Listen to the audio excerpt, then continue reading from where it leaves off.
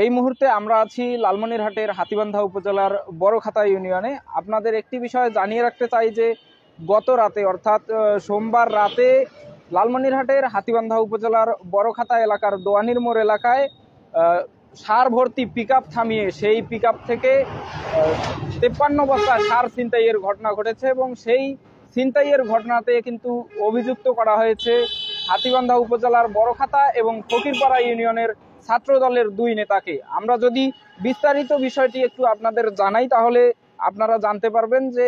গতকাল পাটগ্রাম উপজেলার রহিম বক্সের পুত্র আশরাফুল ইসলামের বিক্রি করা 80 বস্তা সার পিকআপ যোগে লালমনিরহাটের কালীগঞ্জ উপজেলার চাপারহাট এলাকার শাহজাহান আলী নামের এক ব্যবসায়ীর কাছে পাঠানোর সময় হাতীবান্ধা উপজেলার বড়খাতার দোয়ানি মোড় এলাকায় সেই পিকআপ থামিয়ে বড়খাতা ইউনিয়ন ছাত্র দলের সভাপতি পদপ্রার্থী এবং পশ্চিম সরডুবি এলাকার আলিবর রহমানের পুত্র শরীফুল ইসলাম সবুজ এবং ফকিরপাড়া ইউনিয়নের রমণীগঞ্জ এলাকার আবু তালেবের পুত্র এবং ফকিরপাড়া ইউনিয়ন ছাত্র দলের সাধারণ সম্পাদক রাশেদুল ইসলাম সবুজ নামের দুই যুবক এবং আরো বেশ কিছু লোক সেই পিকআপ থামিয়ে কিন্তু এই সার ছিনতাই করেন। সেখানে 53 বস্তা সার ছিনতাই হলেও পরে রাতভর পুলিশের উদ্ধার অভিযানের মাধ্যমে 47 বস্তা সার উদ্ধার করতে সক্ষম হয় হাতীবান্ধা থানা পুলিশ এবং এখন পর্যন্ত কিন্তু 6 বস্তা সারের কোনো হদিস মেলেনি। অভিযুক্ত দুই যুবক ছাত্র দলের সাথে জড়িত এবং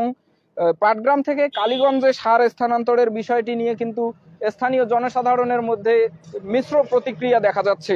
সার ছিনতাইয়ের ঘটনাটি খতিয়ে দেখতে এবং অভিযুক্তদের বিরুদ্ধে প্রয়োজনীয় ব্যবস্থা গ্রহণের জন্য কিন্তু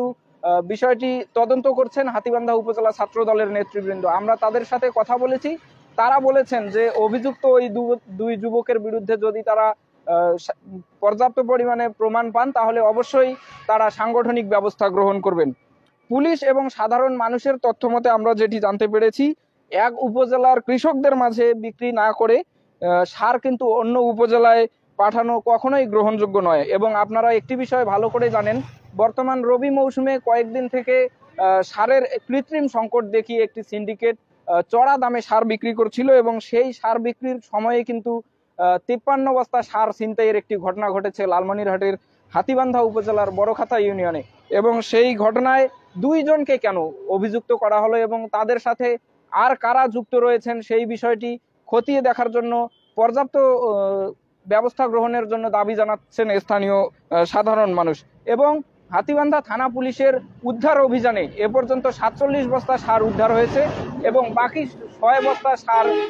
এখনো কেন পাওয়া যায়নি এবং এই ছিনতাইয়ের সাথে ওই অভিযুক্ত দুই যুবকের সাথে আর কারা জড়িত রয়েছেন সেই বিষয়টি কিন্তু জানতে চাচ্ছেন সাধারণ মানুষ।